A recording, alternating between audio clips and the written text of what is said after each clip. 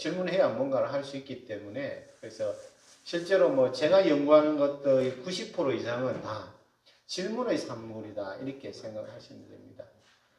저번에 그 빌 게이츠하고 스티브 잡스 이야기를 조금 김명관 씨가 앞에 첫 강의에서 하셨는데 그것도 실제로 질문의 산물이고 억수로 쉬운 일이거든요. 간단히 생각하면 선풍기만 생각하면 선풍기가 그냥 서 있었지요. 그 다음에 어디로 갔습니까? 벽에 달렸지요. 그 다음 어디 갔습니까? 천정 갔지요. 이 코스대로 지금 움직이고 있는 게 뭐겠습니까? 에어컨이잖아요.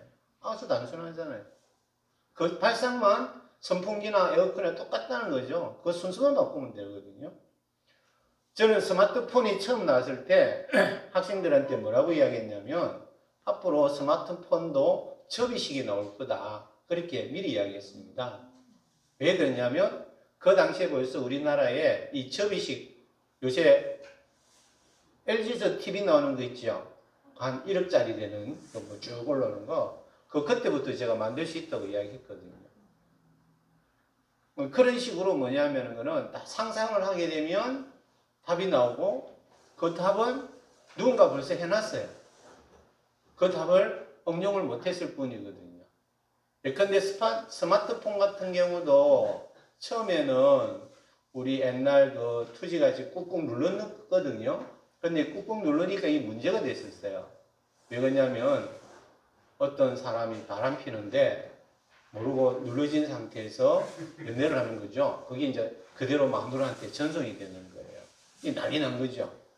그러면 안 되니까. 그래서 이제 앱 잡스가 숙제를 해주는 거죠. 그냥 손가락으로 해봐라. 노트북도 되는데 왜 그거 못하니? 그래서 그 연구자가 뭐냐면 우리 손에 있는 전기 자극이 있다는 걸 알고 그렇게 작용해갖고 지금 우리가 스마트폰을 쓰는 거거든요. 그래서 전부 다 모든 것이 뭐다? 질문에 의해서 모든 답이 이루어졌다. 이렇게 생각하시면 됩니다. 엔터.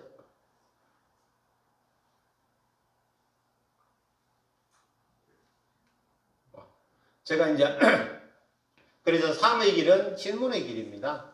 그래서 얼만큼 질문을 잘하느냐에 따라서 답은 이미 다 나와 있다는 거죠.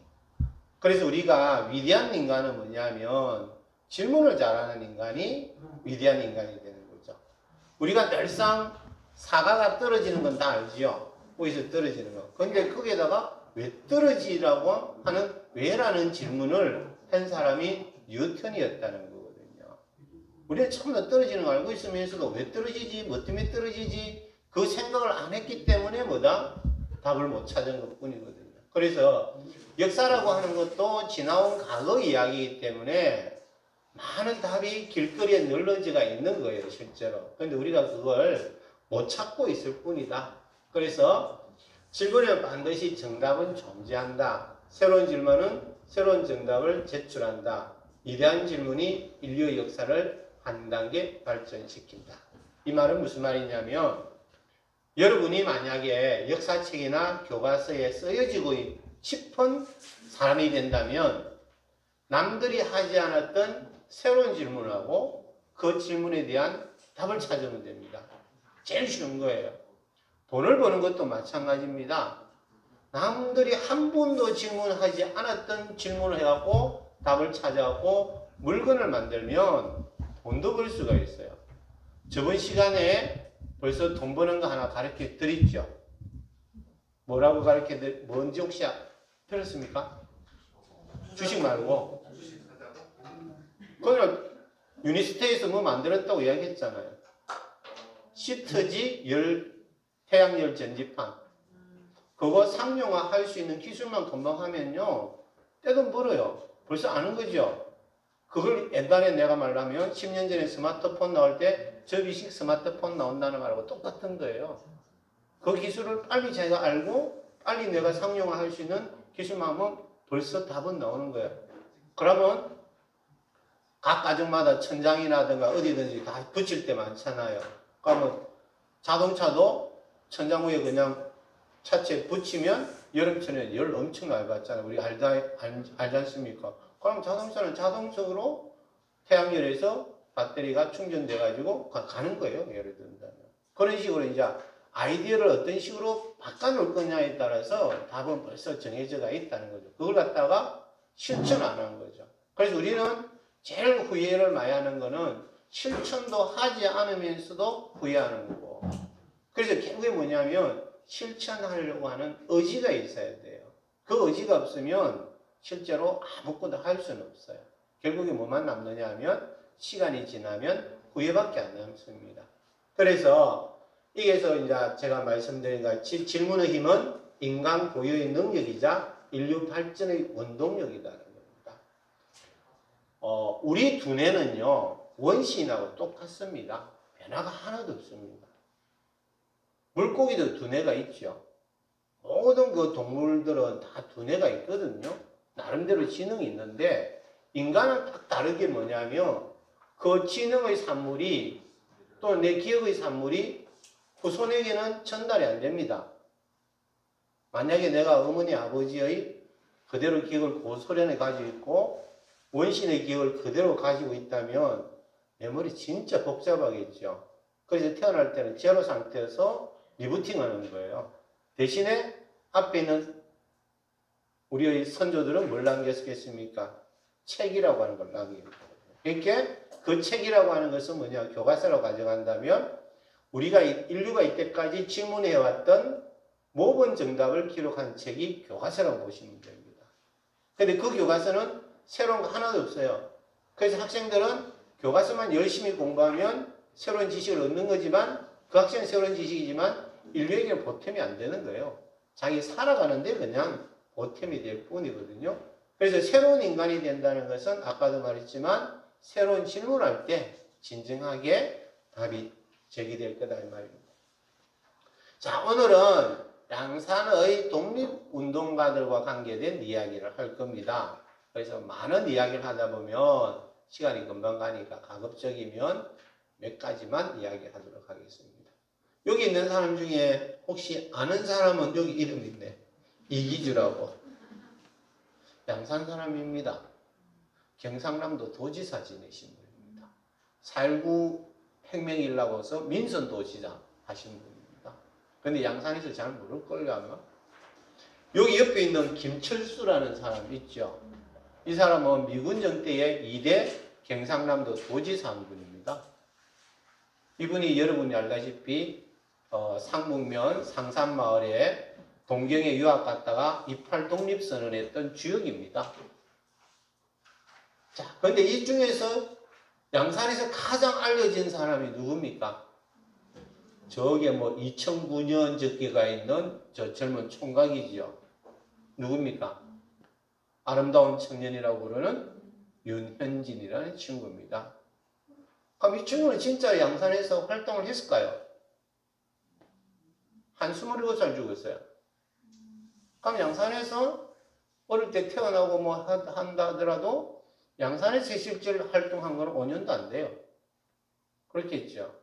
그러니까 실제로는 양산이 낳은 인물에 불과할 뿐입니다. 솔직히 말하면. 그럼 이 중에서 진짜 양산에서 활동한 사람은 누굴까요? 첫 번째 사나이.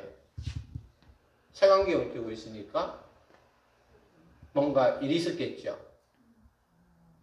일제시대 때 색안경 씻다고 하는 것은 뭔가 문제가 있는 거예요. 시각장애이든지 눈이 어떻게 상처를 받았든지 숨기려고 하는 거거든요.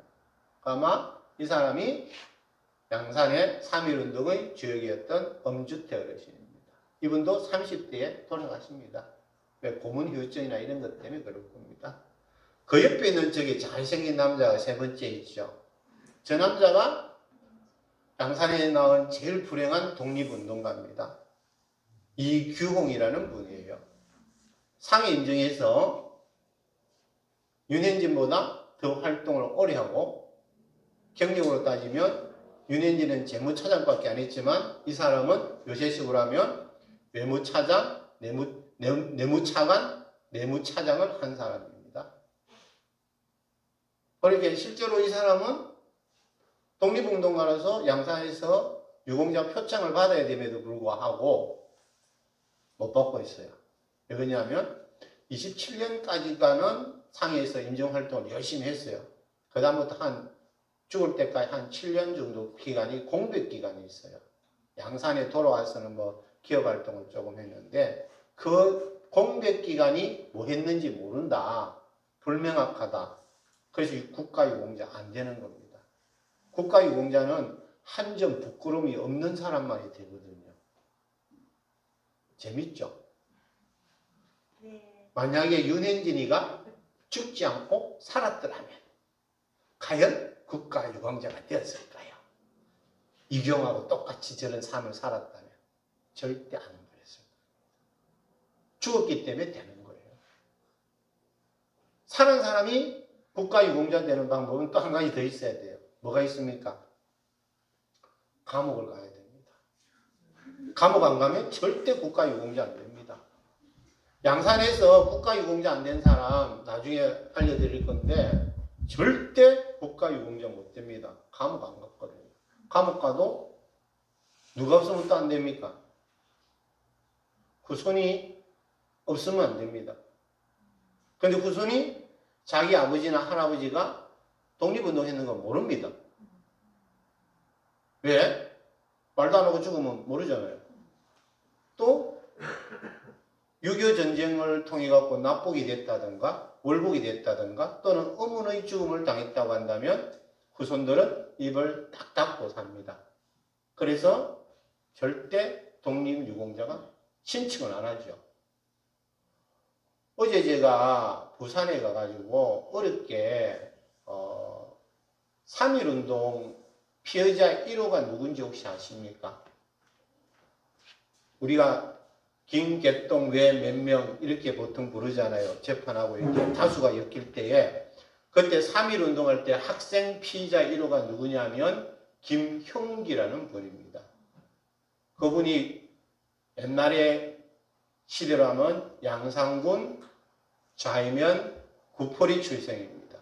이게 양산 사람이에요. 그래서 부모님이 어떻게 사업을 하다가 그 말대로 좀 힘들게 되었고 상북 석계 외성마을에 와서 삽니다. 그때 서울 경성 의대를 다닙니다. 의전. 요새 말은 서울 의대를 다니죠. 거기서 서울에서 팔도 유학생 대표로서 3.1 운동에 참가했고 잡힙니다. 그래서 김형기 외 200명 이런 식으로 나오는 겁니다. 그래서 피의자 1호입니다. 이 사람이 확실하지는 못하지만 독립선언서를 파고다 보내서 읽었을 가능성도 50% 이상이 됩니다. 학생 대표였기 때문에. 지금은 정확하게 누군지는 확정할 수가 없거든요. 그래서 이 사람이 한 1년 정도 감옥을 갔다 옵니다. 그 다음에 부산에 가고 의사였으니까 병원을 만들겠죠. 그래서 그게 동산병원이라는 건데 그 동산병원이 20년대부터 30년대, 40년대까지 부산에 사회운동하는 사람들의 아지트 역할을 했던 겁니다. 자기 동생은, 막내 동생은 구포에서 근산병원이라는 걸 만들었어요. 어제 확인을 못했는데 이경 선생이 나중에 구포에 독립자금을 할 때 근산병원으로 보냈다고 하는 손자 이야기 얼핏 들은 적이 있거든요. 그럼 또 뭔가 연결될 수도 있는 그런 거는 또 나올 겁니다. 어쨌든 김형기 선생이 6.25 전쟁이 해방이 되니까 이 사람 미군정하고도 같이 일하다가 이 사람이 약간 자익적인 그런 성향이 있었던가 봐요. 그래서 50년도에 어느 날 우리나라 경찰에서 잡혀갖고 죽습니다. 문제는 시신도 발견되지 못합니다. 그런 사람이 이 중에 한 명 있어요. 양산의 가장 대표적인 독립운동가입니다. 저 옆에 네 번째에 있는 사나입니다. 전혁이라는 사람입니다. 전병건이라는 사람입니다. 그런데 양산에서는 이 사람 절대 높게 평가 안 하고 있어요. 왜?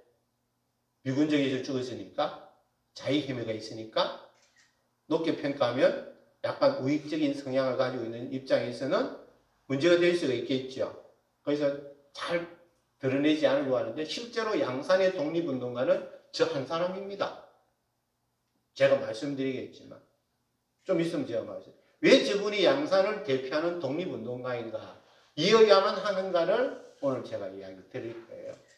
그래서 그 표의 가장 중심에 누가 있습니까? 오늘 나눠준 표에 전병돈, 전역이 중앙에 있는 거예요.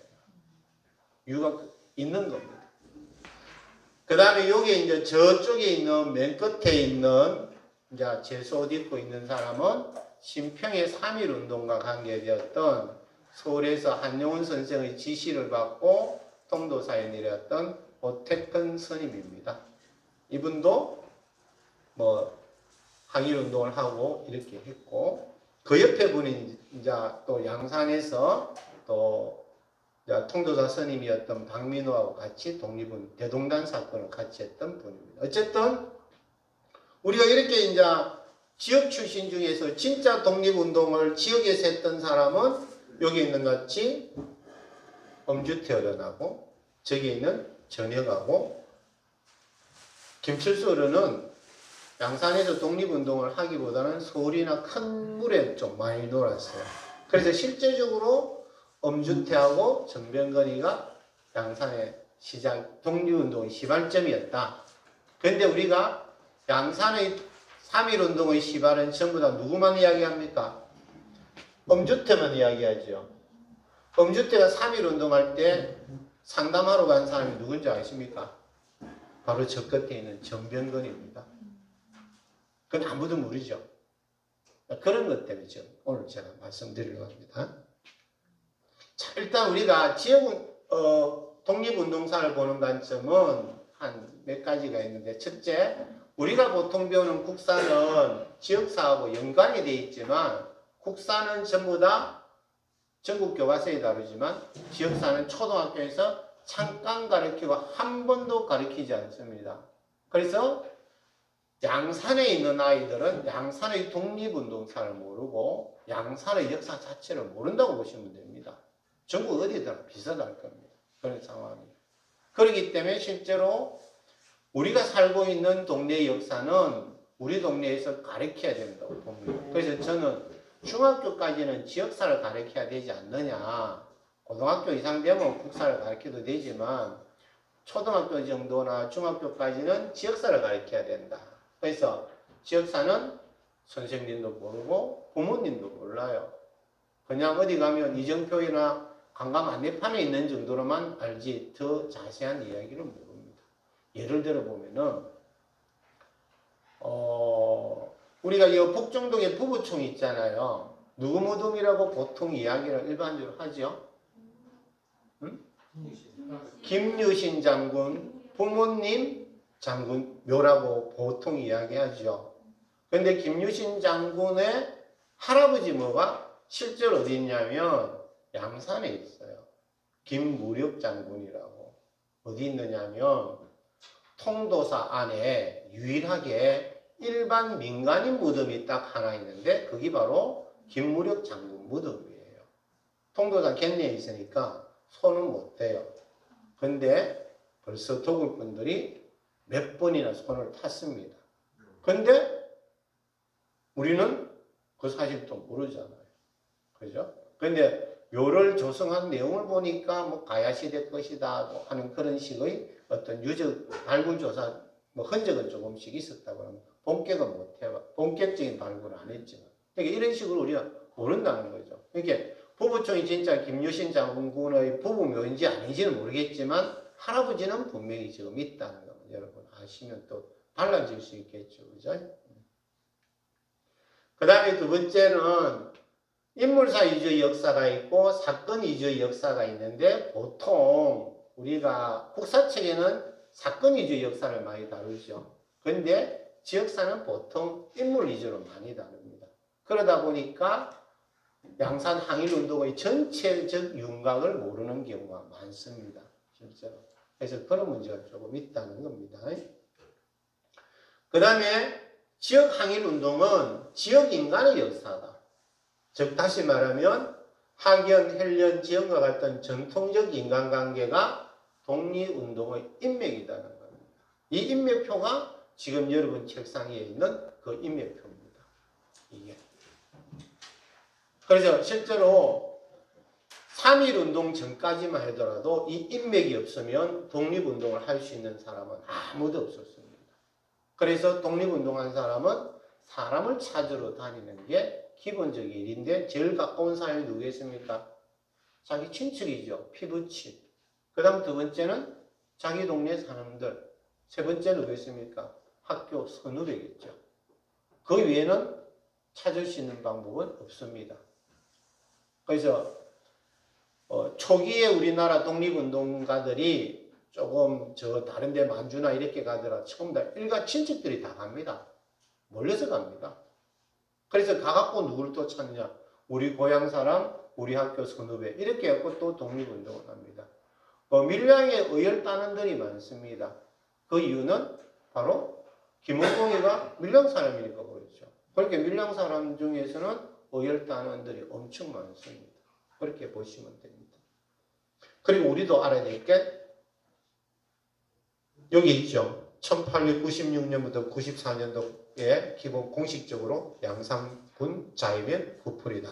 이렇게 이 당시에 태어난 사람들은 양산 사람이고 이 사람은 양산의 독립운동사에 실제로 편입되어야 되는 그런 것은 있습니다. 왜?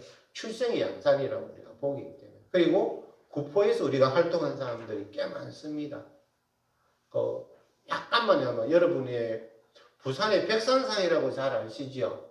그 백산상의 물주가 윤현진하고 윤현태, 다시 윤씨 집안입니다. 그 다음에 구포에서 1909년 요쯤 되면은 구포 저축 주식회사라고 나오거든요. 구포은행 만듭니다. 그 최대 주주가 누구냐면 윤현진이에요. 31주로. 윤씨 집안이 실제로 부산 경제를 좌지우지했다 하는 걸 미리 말씀드리고 나이 또 이야기 드릴게요. 그 다음에 우리 독립운동사에 독립운동가는 엄청 많아요. 근데 누가 없습니까? 친일 부역인이 없어요. 부역한 사람들. 친일 파락하면 안 됩니다. 이제는. 저는 친미파거든요. 친러파기도 하고 친중파기도 합니다. 저도 친일파예요. 저 일본 좋아합니다. 일본 몇 번 안 가봤지만. 왜? 배울 것도 있으니까. 미국도 배울 거 있더라고. 그래서 또 친미파가 됐고. 우리가 이완용이가 대표적인 친일파죠. 그죠? 매국노라가죠. 그 사람이 어디에 유학 갔다 오시는 거 아십니까? 미국 유학파입니다. 그럼 그 사람 당연히 친미파예요. 그래갖고 미국을 어쩌고 교계에서 뭐 하려고 했는데 아간 파천이 뜻 벌어지네? 그렇게 러시아가 우리나라를 뭐 도와줄 것 같아요. 그 친러파로 바뀝니다. 아간 파천하고 다시 고종이 궁으로 돌아오니까 이제는 뭐다? 일본 아들이 득세를 해요. 일본이 우리나라를 뭔가 되겠다. 친일파가 돼요. 이와 같이 이완용이 그러면 똑똑하겠습니까? 안 똑똑하겠습니까? 되게 똑똑한 사람입니다. 글씨도 엄청 잘 씁니다. 그 사람이. 근데 이 친일 매국노라기 때문에 글씨값이 얼마밖에 안 하냐면 비싸도 10만 원, 20만 원밖에 안 한답니다. 원래 하려면 몇백만 원 돼야 되는 글씨랍니다. 실제로 통도사에 백년함에서 묘법연화경이라는 책을 이제 쪽제비 틀어갖고 일일이 사경한 분이 있어요. 역수 유망한 책인데 그 묘법연화경이라는 표지 글자가 이완용 글씨거든요. 그런데 뭐 안에 글씨는 그런데 껍데기가 이렇게 조금 그렇게 된 것도 있습니다. 그러니까 우리가 친일이나 친러나 친미나 친중파나 어디든지 그냥 친일파라고 부르지 말고 이제는 그 뒤에 친일 반민족 행위자 또는 친일 부외인 이렇게 그 사람이 진짜 나쁘다고 이렇게 붙여줘야 되는데 우리가 그냥 친일파 하니까 진짜 친일파는 근대 초기에는 친일을 안 하면 안 되는 사회였어요. 왜 그러냐면 일본이 가장 근대적 국가였거든요. 우리 주변에서는. 그러면 일본을 통해서 우리가 근대화, 문명화될 수밖에 없는 그 시대이기 때문에 김옥균이라든가 박영우라든가 이런 갑신정변을 일으킨 아들이 일본의 힘을 빌릴 수밖에 없었어요. 만약에 미국 아들이 우리 바로 옆에 있었으면 전부 다 뭐가 됐겠습니까? 친미파 갖고 우리가 서구 문명화 되려고 안 했겠습니까? 그런 상황을 우리가 본다면 근대 초기에는 1910년 전후까지만 하더라도 뭐 친일파다, 친러파다, 침입하다는 걸 부정적으로 볼 건 아니지 않느냐 이런 또 생각이 듭니다. 자, 근데 이제 양산에 우리가 지역운동사니까 제일 큰 사건은 크게 보면 이렇게 볼 수 있어요. 1908년의 항일노동운동을 했던 서병이 상북 자산 사람입니다. 그 다음에 두 번째가 우리가 알다시피 19년도 3.1 독립만세운동. 이게 양산하고 통도사 심평하고 석계 세 군데 일어났다고 하는데 신문 보도가 되고 명확한 거는 양산 읍내 장터 만세 사건이고요. 석계는 일어났다고 하지만 아무도 증거도 없고 흔적도 없습니다. 심평은 통도사 선임만 하다 보니까 또 경찰이 출동할 수 있으면 여건이 안 되니까 잠깐 반짝 시위를 하다 보니까 이제 신문 보도가 안 됐어요. 근데 재미있는 거는 통도사에 무슨 독립운동하면 요 맨 밑에 있죠. 통도중학교 배일민족 교육운동 좀 큰 사건이었거든요. 이것도 신문에는 안 나와요. 경찰 조서에 있는데 경찰 조서도 어디에 들어가 있느냐면 신태호라는 사람이 통도사 그 일제시대 마지막 주지스님 되는데 그 주지스님 되는 데에 이분이 이제 그 당시에 교장 선생님이었거든요. 신태호. 거기에 서류가 이게 또 끼어 들어가 있어요. 경찰 조사하고. 그러니까 분명히 이 사건이 분명히 있는데도 불구하고 어디에도 드러나지 않았고 지역사회만 알았던 그런 이제 이상한 사건입니다. 그러니까 통도사에 관계된 거는 절대 밖에 독립운동 했다는 게 안 나타났어요. 이것도 심평도도 마찬가지거든요. 그러다 나중에 미국 신문에 가면 뻥튀기 되었고 또 나타나는 경우 한 번은 있긴 있었습니다. 그 다음에 이제 양산에서 이제 했던 양산 사람 중에서 상해 임정 활동을 한 사람이 이은행진이하고 이규용이가 있다. 이거는 뭐 1919년도에서 20년 초는 우리가 상해 임정에서 차장 정치라고 합니다. 우리 검찰 대장을 뭐라고 부릅니까? 요새 총장이라고 부르죠. 그 총장이 옛날 상해 임정에서는 장관을 총장이라고 불렀던 겁니다. 그래서 검찰총장이라는 용어가 지금 남아있는 거고 차관은 그 당시에 차장이라고 그랬어요. 그래서 내무차장, 재무차장, 이면 재무차관, 내무차관이 되는데 여기 있는 윤행진하고 이기용이 바로 상해 임정에서 차관 정치를 했던 핵심 인물이었다는 겁니다. 이 사람하고 남형우하고 이 세 사람이 차장 정치의 핵심이 되었고 안창호하고 약간 대립각도 세우고 하면서 이 사람들이 이승만이를 퇴출시켜야 된다고 운동을 하고 그래서 몇 년 뒤에 이승만이가 처음으로 우리나라에서 탄핵당한 최초의 대통령이 이승만입니다. 상해 임정에서 퇴출당했기 때문에요. 그 다음에 이제 네 번째가 양산농민의 양산경찰서 습격 사건입니다. 이거는 진짜 거대한 사건이에요. 농민들이 경찰서를 습격했다는 거는 엄청난 사건이거든요. 왜 그랬냐면 북한의 김땡땡이가 독립운동사에 또는 많은 사람에게 알려지게 된 이유 중에 하나가 백두산에 있는 요새식으로 하면 백두산 파출소 지서를 습격했거든요. 보천보 사건이라고 그래요. 여러분이 지금 알다시피 지역 파출소에 경찰관 몇 분 계십니까? 뭐 20명 계십니까? 보통 두세 분 계실 겁니다. 그럼 일제시대나 지금이랑 뭐가 다르겠습니까? 그 보천보라고 하는 파출소 지서에 경찰 두세 명이 있는데 독립군이 가갖고 섞여갖고 무기를 탈취하는 거예요. 그게 김땡땡이의 독립무장운동의 가장 크다는 사건이에요. 그걸 동아일보에서 크게 냈어요. 그래서 이제 전국적 인물이 되는 거예요. 그래서 나중에 동아일보에서 그거 건판인가 뭔가 만들어갖고 북한에 가져가갖고 선물한 적도 있어요. 명산이지. 예, 명산. 있어요. 예, 가면 있습니다. 북한에 가면. 그게 김땡땡 씨가 유명한 이유가 그런 건데 양산은 누구를 습격했다고요? 경찰서를 습격했다. 그것도 두 번이나. 예, 경찰서를 습격. 그래서 부산 경찰서에서 경찰들이 파견옵니다. 그 재밌는 거 한 가지 들어볼게요. 양산의 3.1운동도 두 번 일어났죠. 1차, 2차. 경찰서도 1차, 2차 사건이 있습니다. 공통점이 뭘까요? 우리의 동지들이 갇혔다? 구출하러 가죠. 양산 사람 좀 이상합니다. 자기 동지들 무조건 잡히면 구출하러 갑니다.